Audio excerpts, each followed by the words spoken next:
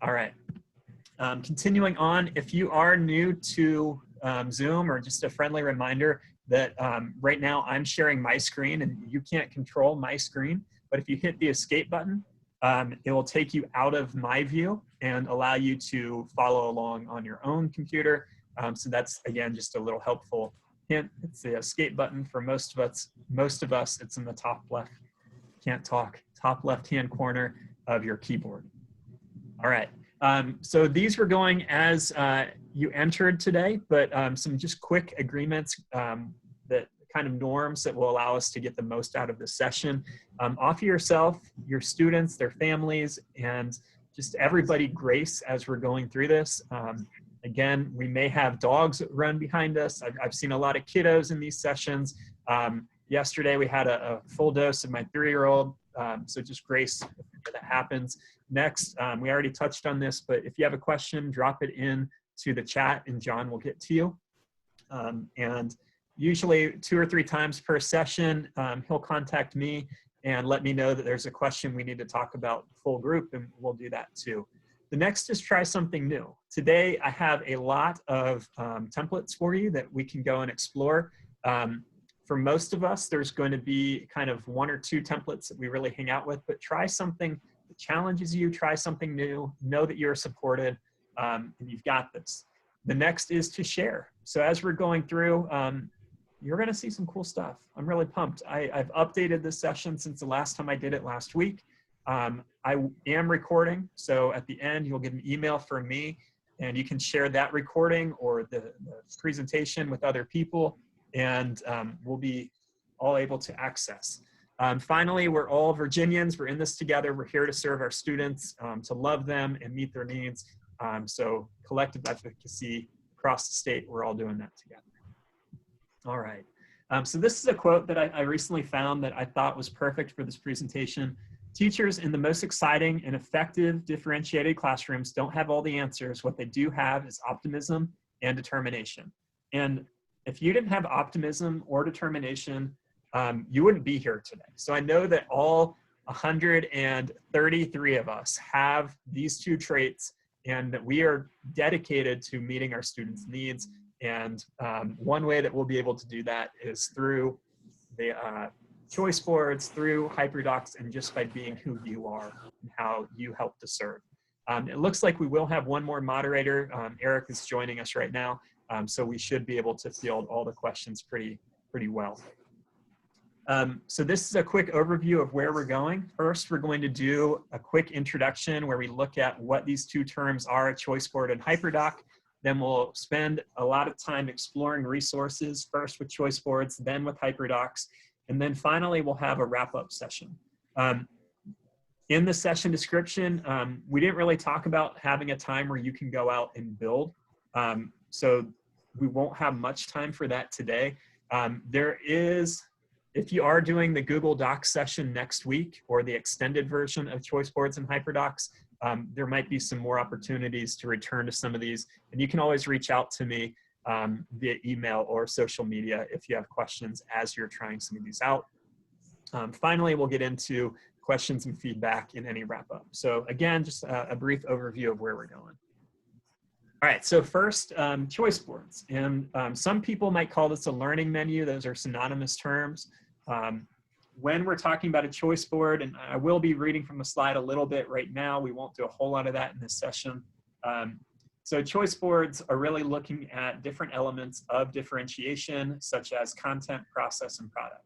So our kids are given the ability to choose which content they access, how they're thinking through it, and what this artifact of learning will be. So we can strike and touch on all of those different elements of differentiation. Our students are able to pick 1 or more, and with a lot of the choices that we're looking at, they will be able to pick more than 1 way to engage with content. Just a heads up, choice boards do not need to be tech enhanced. They started off as being a physical format, but with where we're at right now, a lot of schools are using the enhanced version by using technology. Finally, we really want to value our students' gifts, interests, and personality. If we know that our students really like to play with Legos, well, let's make a choice block where it's recreate and make a diorama out of Legos. If it's, we have some students who like to make up songs, well, allow that to be a choice that they can do. One kind of master option that I've done in the past is the wow factor. And the students could pitch, well, here's how I would like to represent this concept to you. And that's all I get, always values who the student is. Continuing on, Hyperdocs are really student-centered learning plans. And that's not just a nuanced, slightly different wording. I really want you to think about the difference between making a lesson plan and making a learning plan. A lesson plan, and this is what I taught with most of my time in the classroom, was about what I was doing. It didn't really focus on what my student was doing. So when I started the mental shift to creating learning plans and thinking through, well, what are the adults in my classroom? How are they engaging with this content? What are they making? That became a huge shift for me, that I started getting a lot better results and had people who are a lot more engaged. Another component when we're thinking about both Hyperdocs and choice boards is how do we have a mix of individual, small group, and full class interaction. Right now, our students really need each other and they need you. So how can we start to bring in those components to what you're building? And we'll see some slides with different ideas as we continue on. And then finally, they have templates that are built upon established lesson plan structures. When I build professional development, I start with the 5E lesson plan format or learning plan format. And I start to fill in those pieces. Well, Hyperdocs are amazing because they've already gone through and built out these structures for you. And we'll take a peek at those in just a little bit, but I'm a really big fan of Hyperdocs for that reason. So continuing on, we're gonna do our deep dive into choice boards, starting off with this pretty short video showcasing a few different choice boards that this teacher is using in her classroom.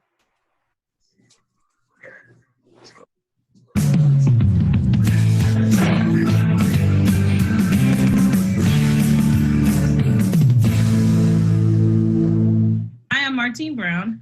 And I'm Tyra Clayton. And today we're going to talk to you about digital choice boards.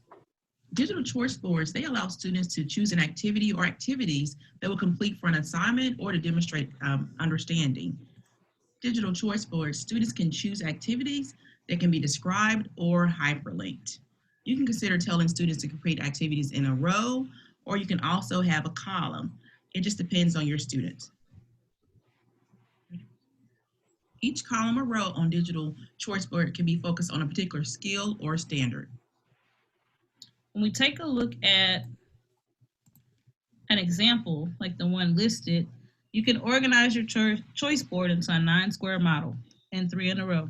Teachers can choose what they want to differentiate. For examples, you can differentiate what students will produce, like this example, where students can produce different types of creations, or how students will engage with different learning styles, which level of complexity students are ready for, or which activities appeals to the students' interests. For a copy of this Show What You Know link or the template, please look in the description box below.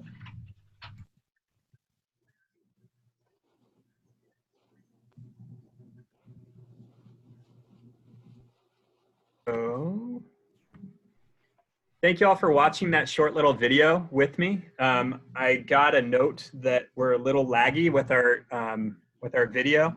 I am going to prioritize my computer. It should help with some of that issue. And 1 second. Okay.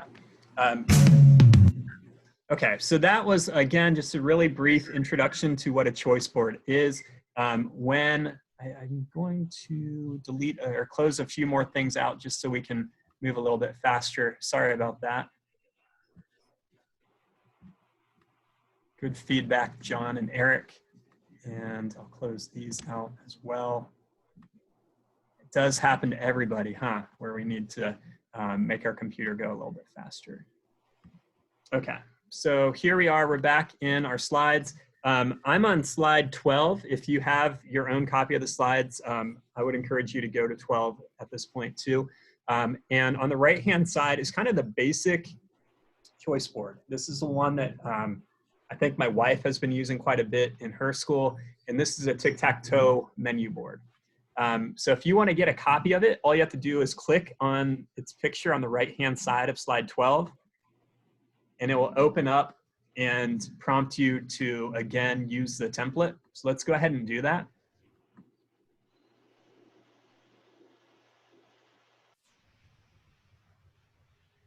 And this is making a copy in your Google Drive that you can edit. You can make whatever changes you want, and it won't impact anyone else.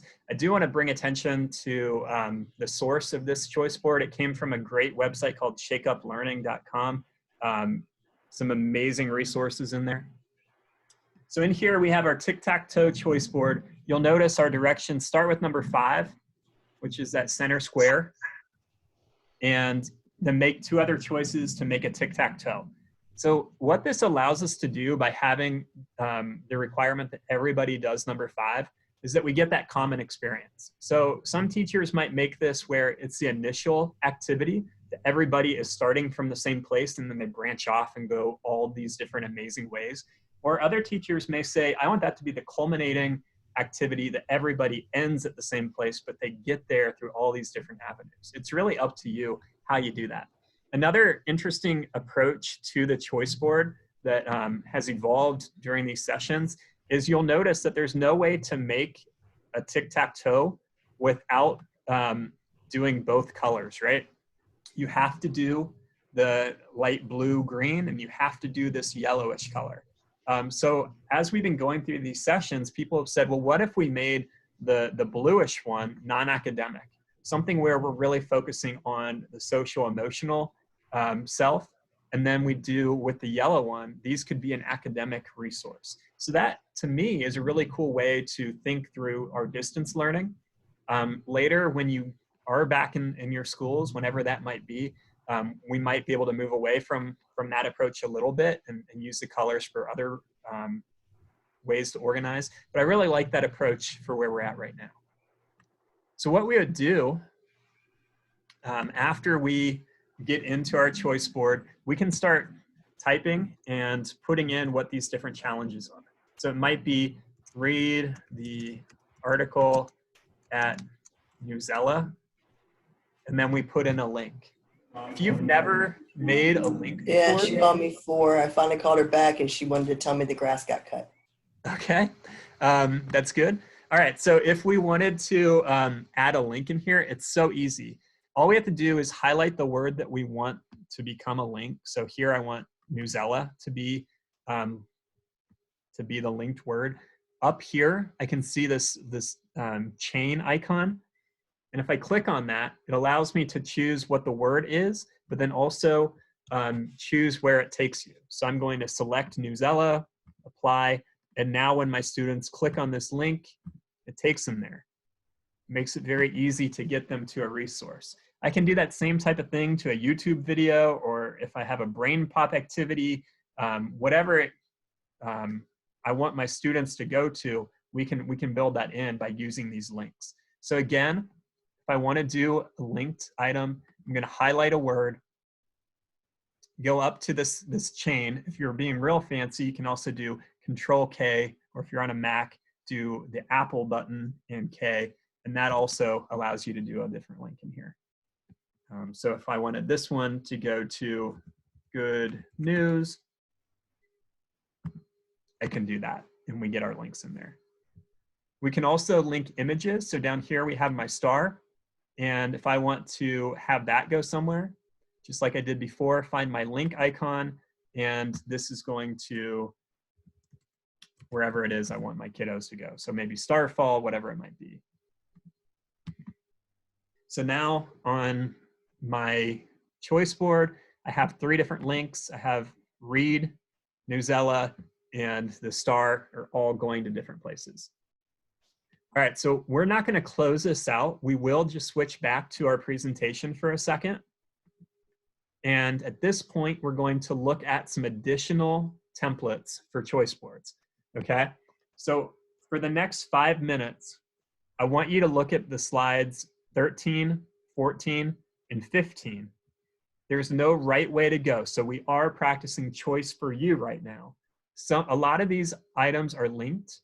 A lot of them, when you click on it, will take you to being able to add that template to your Google Drive. Others are not linked. So like on slide 13, 1.2.3 aren't linked, but it does provide, here's an example. A new resource that I haven't been able to share before today is on slide 15, and that's the Bitmoji Classroom. If you're feeling really fancy, you can watch the tutorial or go to the template that's on the right-hand side and learn how to start making that type of thing too.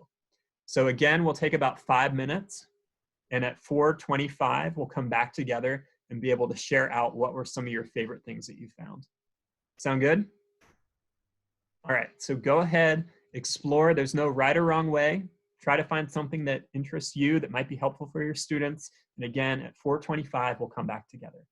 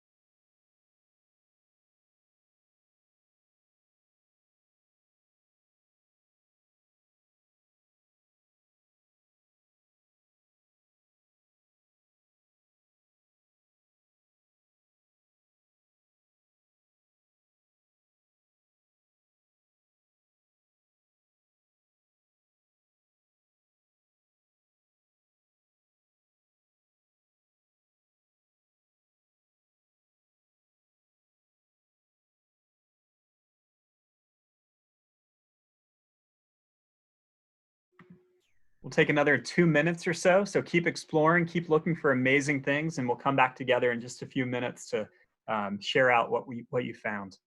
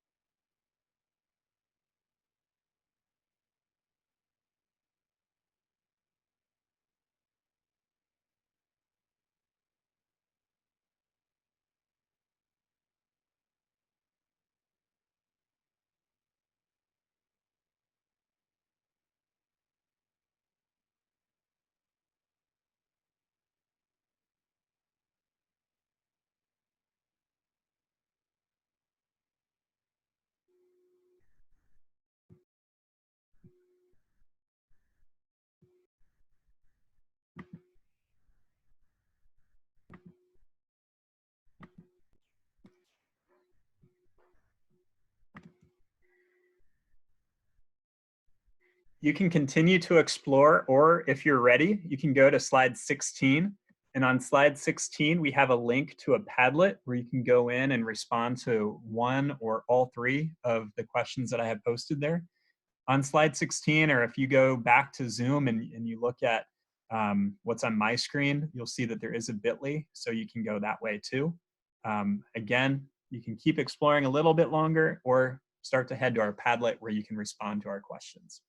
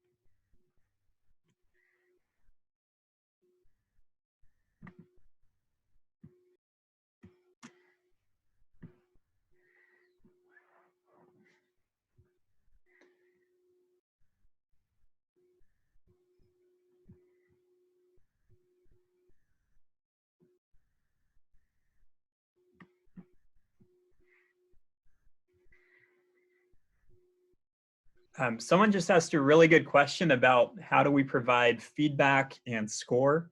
After we're done checking in with our choice board Padlet, I'll answer that question with a really cool resource. So you guys keep adding to our choice board or to our Padlet, and in just a moment, we'll look through, find what great ideas are in there, and continue on our way.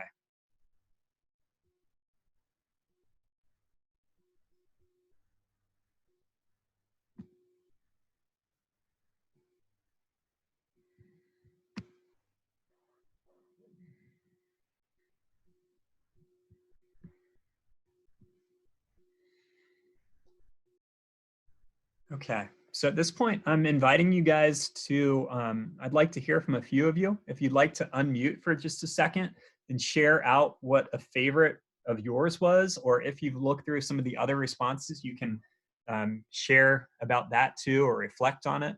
But again, I'd like to hear from maybe 3 to 4 people about what you just explored.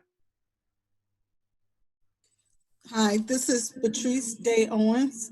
I teach at Orange County High School. I like the Bitmoji because it, you know, especially sometimes I teach freshmen, but sometimes I teach upperclassmen. But my fear has been that if we teach virtually, like building relationships with people I've never met before would be hard. So that's why I like the Bitmoji, because it gives them like a sense of like who I am. Absolutely. Yeah, I love that too.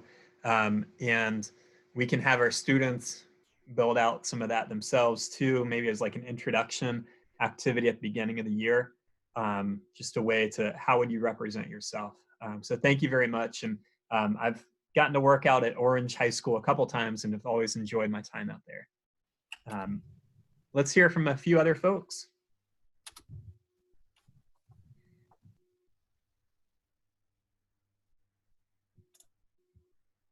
I can share. Cool. Thank you, Brooke. So I was just thinking, I really liked all of these, and I was drawn to the well-being board for teachers, just because I think that's something that's useful for all of us right now. But what came to mind when I was looking at all of these was just kind of, I teach elementary school, so there's always going to be those few students in the class who finish their work really quickly and are done. And so I think that the choice board is really great because they might have done a tic-tac-toe, but then they might have something else that's not in their row or their column that they still really want to do. So I think it just gives them the opportunity to not just rush through the assignment, but find things that they really want to do and not pique their interest. But I thought that the Fortnite template was really cool because I just think that all of the kids will love that. So I think so too. And I love your idea for being able to extend their learning. In a little bit, when we're looking at the Hyperdoc templates, the Hyperdoc lesson plan template has a part in there for extensions. So that might be one that you'll want to check out when we get to that point. Awesome. Let's hear from maybe one more person. I really like the Fortnite template also. I teach middle school, and I have a lot of boys in my class, and so even the girls love Fortnite. So I think that would be a really appealing thing, and they would be, like excited to share about what they did, and like, oh, I went to here and did this, and this is so cool, and I think that would be really neat for them to start on. Mm-hmm. So, yeah, and to go awesome. Back to one of our first slides, looking at our student interests and how do we bring that in, and we can do it through how the content's represented, what way they present their ideas. So I love that. Thank you, Amy. So I do want to touch on the question that went into our chat about how might we assess. So I'm a little bit of a rubric nerd. It's a weird thing to like, right? And for a long time, I hated rubrics because I never felt like I really understood how to assess with them either. But then I found this amazing website called Hyperdocs, and if you're not using this, you really should. Great podcast, great resources. My favorite one is a single point rubric. So with that, I would put, here's the standard or the 4 standards that I'm trying, or competencies that I'm trying to reach. Put those in the middle, and then just put, here's how you can improve. Here are ways that you've exceeded. And the really powerful thing is to provide this rubric to the students before you do it, so that they are consistently reflecting on, here's where I'm still trying to grow as I reach this expectation. That way, when we do this, we're not making it a separate rubric for each block on our choice board. We make it one time, and here are the different ways that I'm showing my knowledge of this concept. Here are the different ways that I'm showing my ability to represent this type of equation or whatever it might be. So that would probably be the route that I would take if I were trying to assess at this point. Any thoughts on the single point rubric? And I'll drop this link into the chat so that you can explore it on your own time too. I will say that for whatever reason, my chat's been really slow to come up. So if nothing else, I'll include it in the email at the end of our session so that you can go and look at it at that point. All right, so I'm going back to our slides now. I love that we found so many great things in our choice board templates and that you're able to represent that in the Padlet. We're gonna do a pretty similar approach when it comes to Hyperdocs. So in here, is there a question? Okay. Cool. All right, so, oh, and now the chat's there. Here's to the specific article. Thank you, John. There we go. Can we get the Padlet template? So that is a template that's already in Padlet. So you don't have to do anything. It is one of the options in there. All right, so Hyperdocs. Again, here's a short video about what a Hyperdoc is. I think it's about a minute, and then we'll come back together and explore a few templates together.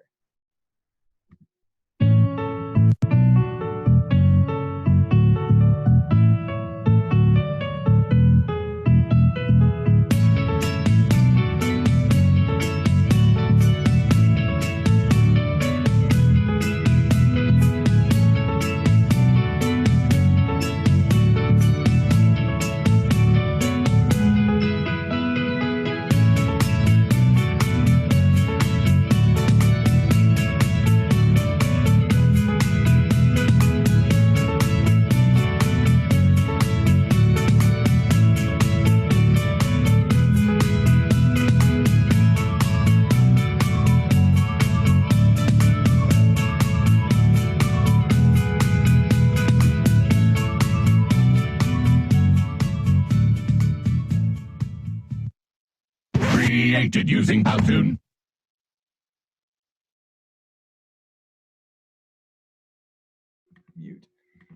just a real short video about what Hyperdocs are. So if we go to slide 19, we can see some of our examples. I do want to just quickly tell you that when I first heard about Hyperdocs, I wasn't too impressed because I thought it was just a Google Doc that had links on it. And then I got to talk with some of the people behind Hyperdocs in 2017. I had that opportunity, and they explained to me how aligned it was with some really pedagogically sound practices, and I changed my tune immediately. So it's always good to reflect and grow and abolish old views. So in here, I have a few different templates that I use on a regular basis. We're going to just take a peek at a few of them together. Let's go ahead and click, or you can just watch my screen. That's cool too, with Explore, Explain, Apply. So in here, and all of these should be the Use Template option. Real simple. We have these 3 different stages. We tell our students, we give them resources in here. Could be a link, it could be directly embedded within it on the left, and then they have their reaction on the right. So they have their task. We might have a guiding question where they go in and fill notes.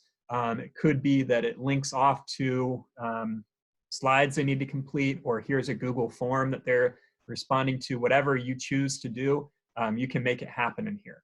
I know some teachers, if they're doing like a brain pop or they're using some educational games, will say, take a screenshot after you've completed the activity and paste that in as representing your learning. And you can do all those types of things pretty easily. Then we get into explain, and then finally apply. So getting into that final part, and we have tips the whole way. So post instructions for the method for students to apply their knowledge from the lesson, and then they can put any of that in here. It says include due dates, links to rubrics, or instructions for turning work in. And again, all of that comes into this same place. And if we need that template, if you want to use it, click the blue Use Template, and you've got it. This one in the middle is the one that I use most of the time, and we have 2 of my examples down at the bottom, and we also have the overall one at the top. So in here, and I think I have these links set up correctly this time. I've failed with that in the past, but here's one that I used for professional development out in Norfolk a couple years ago, and I've used it all across the country at this point. So here we have personalized learning Hyperdoc. We have our call to action, just like is listed up here for Hero's Journey. And then it gets into what does it even mean? So I really like this part because it doesn't have to be a digital experience, right? So in here, I had envelopes that had different people's definition of what personalized learning means. And the students, the teachers who are in my class, opened up the envelope, sorted these different definitions, and then said, here are some common traits. Here's what I think it means. Here's what I don't think it, traits that I don't think are included. And they're able to make sense of it in a tangible way. As we continued, students had, or the participants had the option of choosing what resources. They had the ability to take notes as they went in different ways that I wanted them to reflect. So all of this, if I were using Google Classroom or a learning management system, I could post a single document out to my students and they could engage with it for an entire unit, a week, or whatever it might be.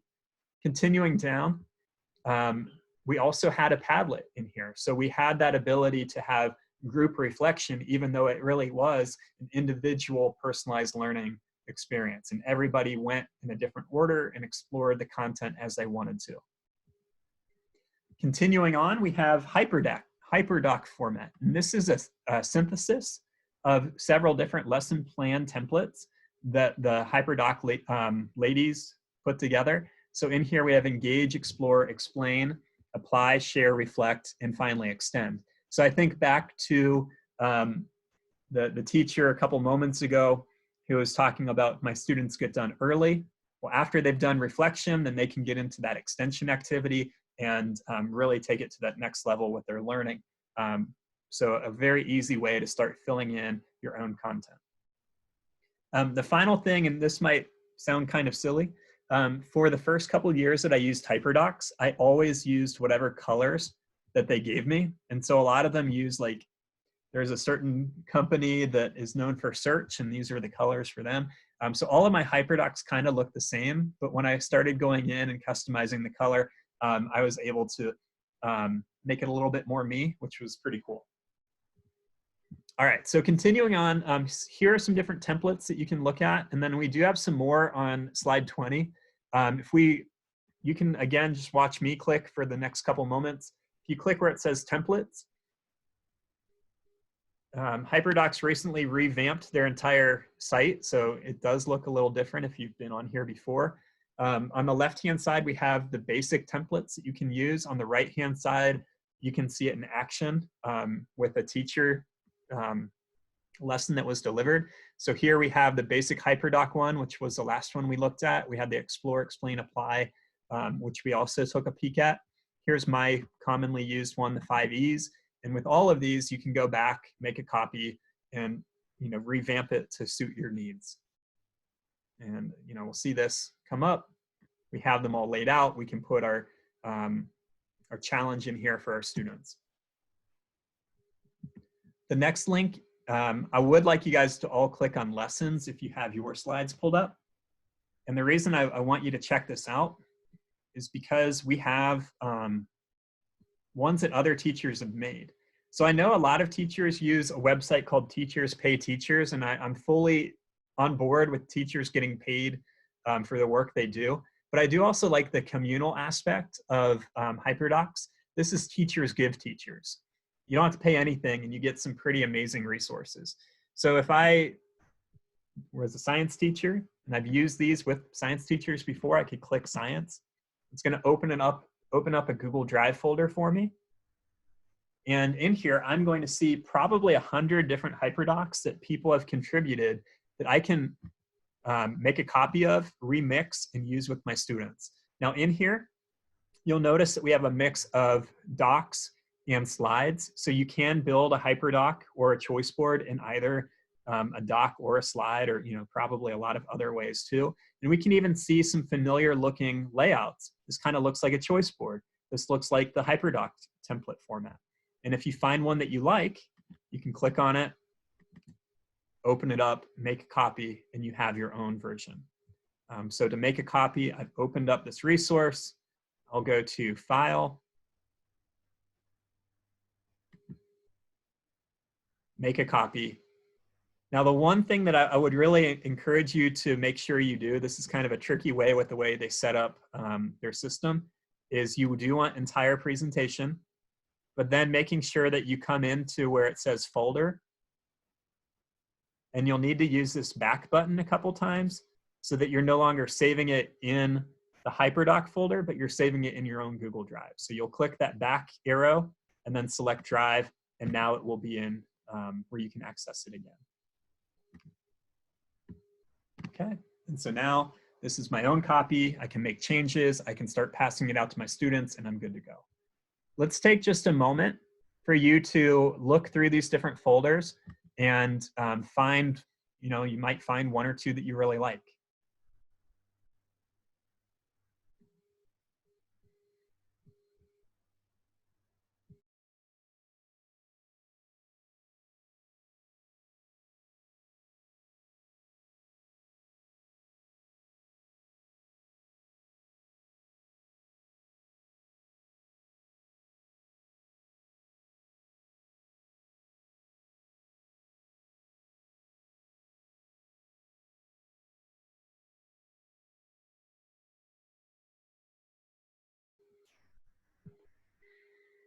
All right. So at this point, we're going to start coming back together. The final thing that I want to highlight on the even more examples, slide 20, is the Hyperdoc. And I know this is really meta, but in here, this is a Hyperdoc that a Hyperdoc team put together and told me I could remix. So that's why you say with Adam Seipel. But in here, it will walk you through how to make your first Hyperdoc. So how to tie it in with Google Classroom, an introduction to Hyperdocs, being able to see their design school challenge to make it look aesthetically pleasing, being able to find the examples that you might go in and remix, but then here's different templates you can use, how to move it from original lesson, second run, and Hyperdocs. So really cool resource in here that you can use. Finally, really trying to emphasize that teachers give teachers part, and they do have a Facebook group too if you're on there. So some really cool opportunities in there that you might want to check out. All right, so continuing on, we will head back to Padlet so that we can have a short little share out, because I know that we've all looked at different things. So just as we did before, if you want to respond to one or more of these, you certainly can. Or if you just want to spend this time looking at the responses that other people have done, you're certainly welcome to do that too.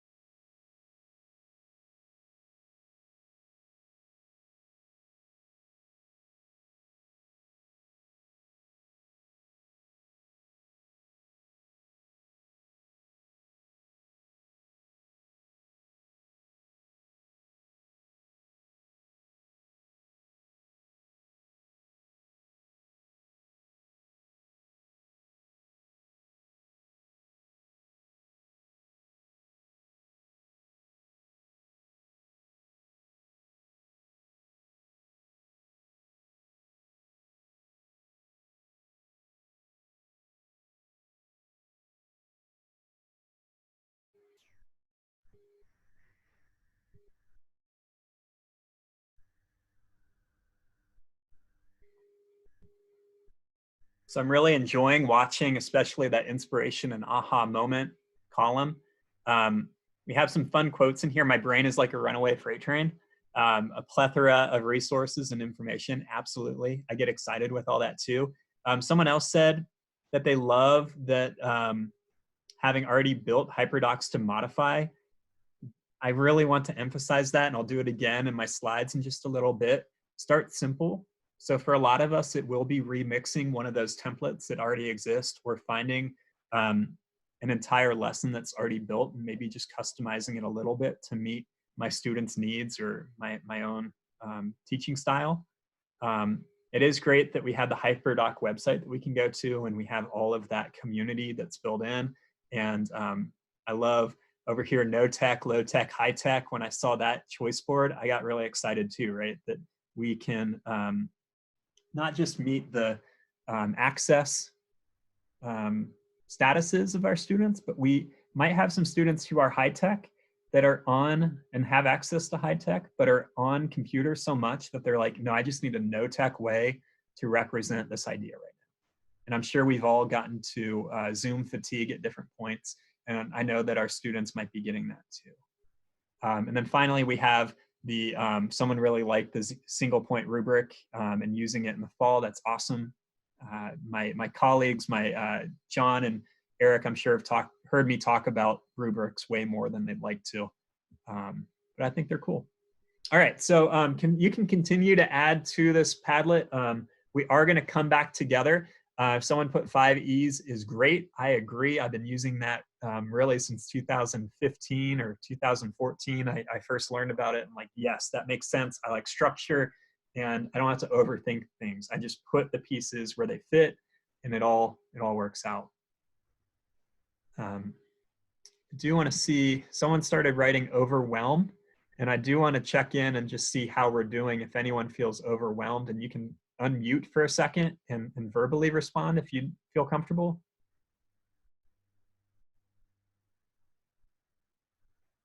Definitely. Okay, Chris, can you, is there a question or just something you'd like to state that we can maybe work through together?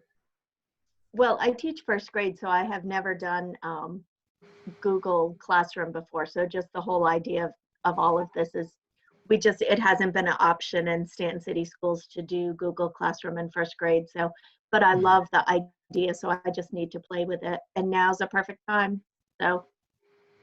Now is a perfect time. And with any of this, you're not gonna break anything, right? So you can try exactly. it and nothing bad's gonna really happen. Exactly, yeah, nothing bad's gonna happen. We only have a week and a half of school left in Stanton City, so. Right. But I have all summer to play and figure it all out. And I love that mindset, Chris. Yeah. I also want to encourage you that even if you are not using Google Classroom, all of these resources that we've seen are links, right? They're all online. And so if you are doing a parent newsletter, you can send any of these that way too. And they can still access Right. it even without having the backbone of Classroom. Certainly makes things Right. easier, but not required.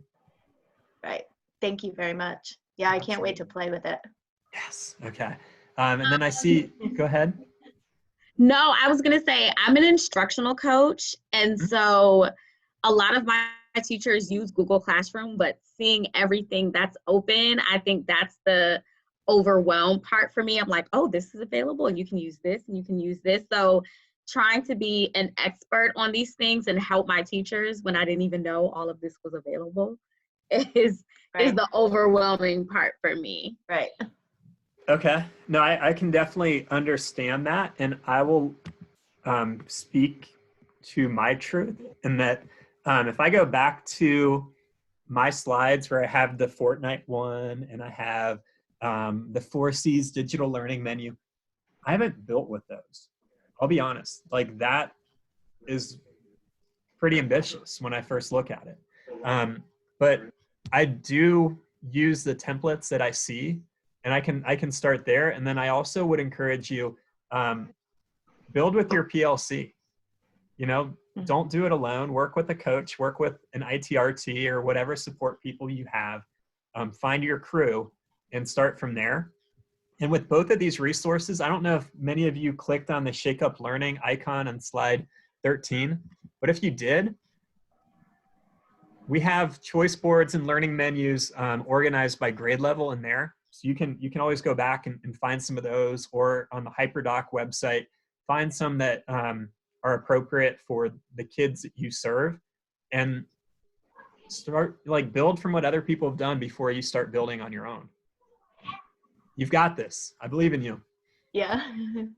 You said that your son is in first grade and he uses Google Classroom, and I actually emailed you and said, can you somehow show me what his Google Classroom looks like? Because if he's in first grade and he's using it and he's right next door to Stanton City, I would love to be able to see that.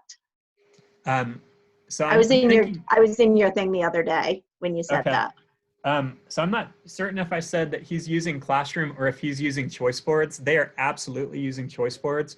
I don't believe that they use Classroom, but I do know that kindergarten, first, second grade classes around the country, maybe not necessarily in Stanton, are using Google Classroom, or using even more souped up versions of learning management systems. So it's a lot of how we structure it. And I think that by using the topics that we looked at yesterday, and then instead of putting a ton of resources straight down within Classroom, but instead posting a single choice board, a single Hyperdoc, then we can make it a lot more accessible for our students. I particularly slide 19, where we have explore, explain, apply.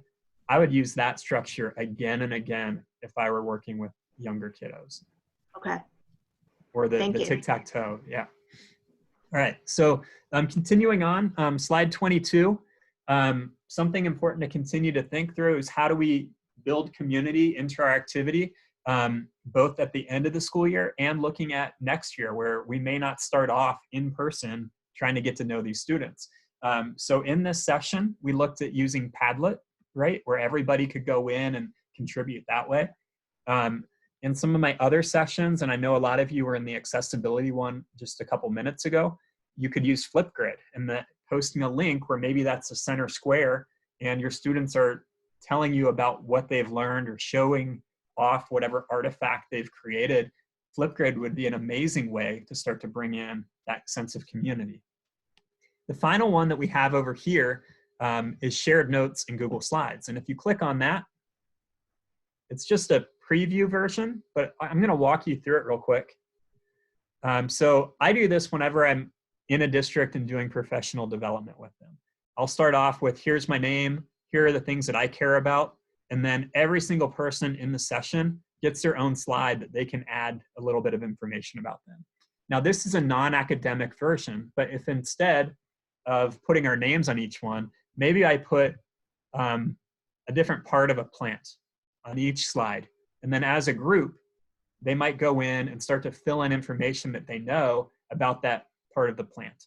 And collectively, we're starting to build out this resource, but everybody's in there together and we get that sense of community. If you're in my session on Monday, next Monday, I have a resource in there where it's a weekly check-in, kind of doing the same type of thing. Instead of getting to know you, weekly check-in, every student gets a slide and they can just say, this week was hard, or here's one thing I learned this week. And we can continue to leverage this type of tool in that way. Finally, if you're using Google Classroom or a learning management system, you can use the discussion post and have that written interaction between your students, an integral part of your class.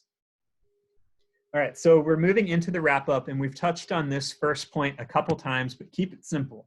Start with a template, start with the pre-existing activity, and just make subtle changes to it to fit your need. Please do not start from scratch. Please, please, please don't start from scratch. I rarely do, and I'm in Google Docs all the time. I like having a template. It allows me to really focus on the learning instead of the design. So if I have that 5E format, I'm not trying to add in extra pieces. I'm just trying to get my students what they need in a way that I know is structured, that supports student learning. Simple, simple, simple. So with that quick, reiteration, I do want to end with keep it simple, but I do need to thank my friends, John and Eric, for being amazing moderators for this entire series. Thank you both for everything that you've done, giving me feedback, helping me improve. Also, thanks to Vassal, Pam and Liza for making this series free for all teachers so that you guys could come in and learn. And thank you. So if you have any questions, you're invited to stick around over the next couple minutes. I am going to invite you. You can email me, adamseipel@gmail.com. That website address isn't quite right. I will include it in my email to you in a little bit.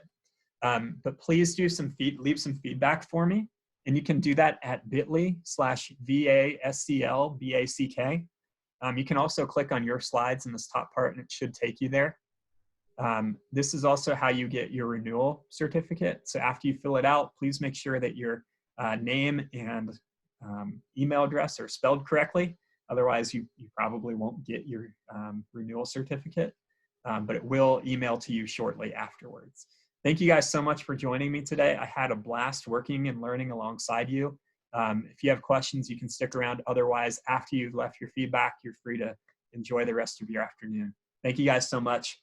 Celebrate Hootie's birthday however you want to, and have a great day. Thank you very much. Yeah. you. Sorry. Thanks very much. You. You're Thank you welcome. so much. Thank you. Thank you. Welcome. Thank you. I'm good. Thank you. Welcome. Thank you, Adam. Have a great day. Thank you. You're welcome. Thank Very you, much. Adam. Thank you. Welcome. Are there any questions out there? I have a question, Adam. Yes, Dawn. I'm a special education